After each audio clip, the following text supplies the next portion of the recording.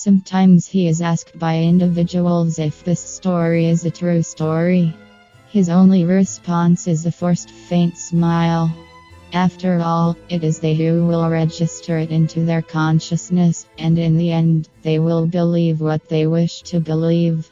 It is that special, mysterious human process we all possess. He cannot make that personal decision for them.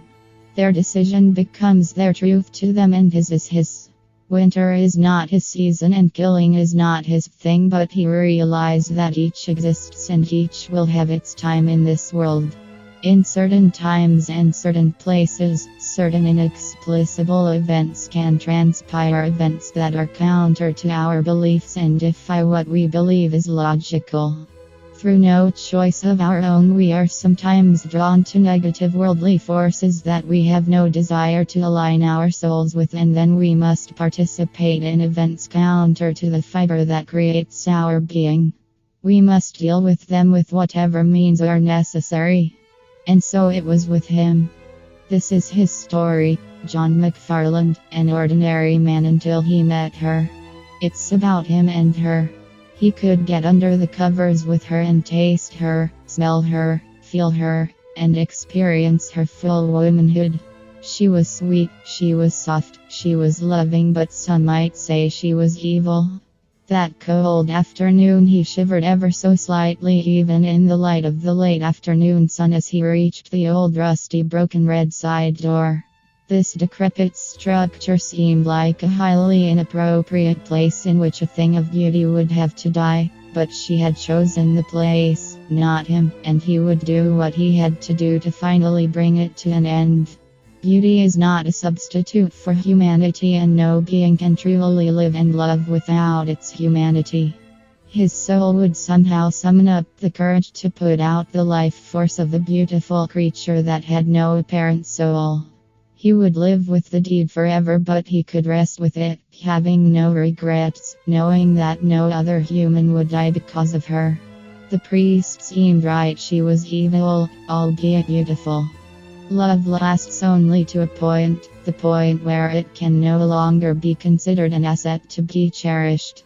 That point is reached when to engage in it further would only result in the loss of one's soul and integrity and one's slow destruction.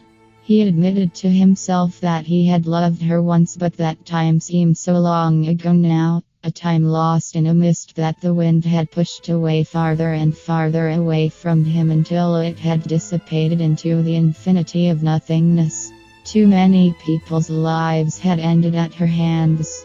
She was a creature of darkness that had somehow invaded the world of light, an unnatural penetration into a world where she did not belong and must be expelled.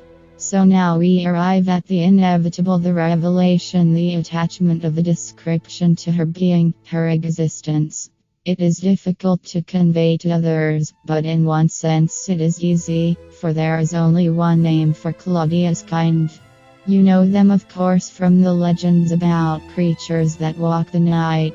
If you laugh believing that these creatures exist only in folklore and Hollywood productions, as he also once so naively did, beware, for you are ignorant of the danger that surrounds us all. They walk and live among us, their identities hidden unless through sheer chance or willful decision, they reveal their true dark selves. They are, of course, vampires. And if you still find humor in this, then you are him, but in a prior time, before he became aware of the other reality. Lest you also still believe that these beings are all creatures and prisoners of the night, let me dispel that theory. Although most still are nocturnal beings, do not for 1 minute believe that they all are. Through evolution, elixirs and sheer willpower, some, a special breed, have transcended past their nocturnal bondage and enjoy the same passions and desires, day or night, that we do. These are the most dangerous of the species.